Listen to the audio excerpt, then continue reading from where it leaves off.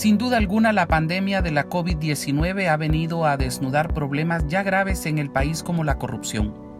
Expertos son del criterio que la misma ha quedado evidenciada desde la adquisición de productos para hacerle frente a esta enfermedad hasta en la aplicación de la vacuna, la cual se ha hecho de manera seleccionada beneficiando a ciertas personas. La crisis también se instala en un país y el impacto que tiene mucho que ver las condiciones en que hay el país. No es lo mismo que llegue la pandemia a Costa Rica, a Uruguay, o el caso de Honduras, El Salvador, Guatemala, etcétera, ¿no? Entonces la pandemia acá ha jugado, me parece, un rol que podríamos denominarlo de amplificador de condiciones graves de crisis que ya teníamos. Que si la democracia andaba mal antes de la pandemia, con la pandemia la cosa ha empeorado. Y ese es un tema central porque la pandemia hace que se destapen todos los problemas, que se agudicen sin posibilidad de pesos y contrapesos para evitar que esto degenere en una situación mucho más complicada.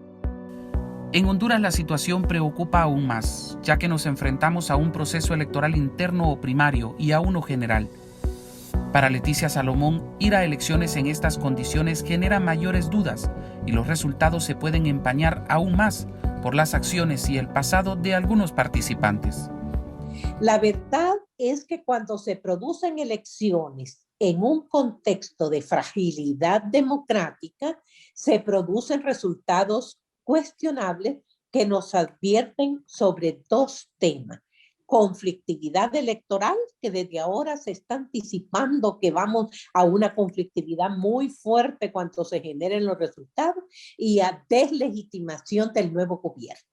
Entonces, ambos son nocivos para la democracia y son nocivos porque la democracia debe generar incertidumbre sobre los resultados electorales y no generar certidumbre de quién es el que va a ganar. Pero preocupa aún más los señalamientos que desde el exterior se vienen realizando desde hace algún tiempo atrás a quienes ostentan los cargos públicos más relevantes de la nación. Otro aspecto dentro de las condiciones preexistentes es la penetración del narcotráfico en la política.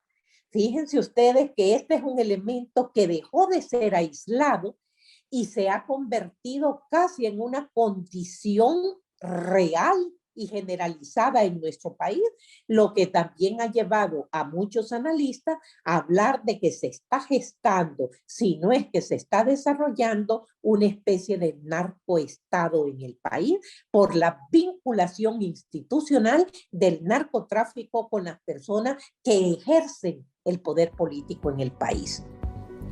La pandemia también ha venido a dejar pobreza. Los niveles de desempleo, de cierres de pequeñas y medianas empresas y el colapso de las grandes industrias ha venido a profundizar los problemas ya existentes en países como Honduras. Hablar de 800,000 a 1,000,000 de nuevos desempleos no es cosa menor en Honduras, en una economía precaria, que crece poco, que es concentrada, que tiene poca distribución. Y luego temas más directos de violaciones a los derechos humanos relacionados con la militarización, pero más directo con las elecciones.